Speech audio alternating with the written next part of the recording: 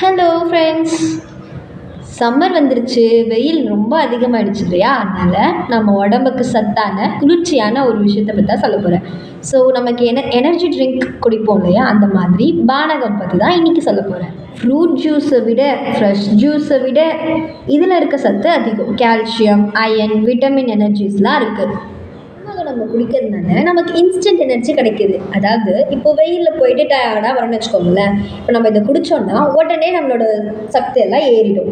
இதில் சுக்கு, பனை வெல்லம், ஏலக்காய்லாம் இருக்குது. இதெல்லாம் என்ன பண்ணும்? சுக்கு நமக்கு கால்சியம் கொடுக்குது, பனை வெல்லம் அயன் கொடுக்குது, ஏலக்காய் டைஜஷன் ப்ராசஸை நல்லா நடத்துது. இதில் லெமன் இருக்கிறதுனால சிட்ரிக் ஆசிட் நம்மளோட பாடியை நியூட்ரலாக வச்சுக்கும். தென் புளியில் விட்டமின் சி இருக்குது.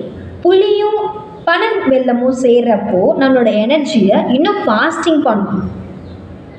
இது நம்மளுடைய மரபு சார்ந்த ஒரு பழக்கம். நம்ம விருந்தாளிகள்லாம் வரப்போ நம்மளுடைய தமிழ்நாட்டு பழக்கப்படி, மரபு பழக்கப்படி கொடுக்கக்கூடிய ஒரு குளிர்பானம் மாதிரி இந்த பானகம். இது வெப்ப நோய், தொற்று நோய் எல்லாத்தையுமே விரட்டிடும். ஸோ குளிர்பானத்தை தவிர்த்துட்டு நம்மளுடைய பானகத்தை குடிங்க. நம்மளுடைய பானகம் குடிக்கிறப்போ உடம்புக்கும் சத்து, குளிர்ச்சியாகவும் இருக்கும். தேங்க்யூ.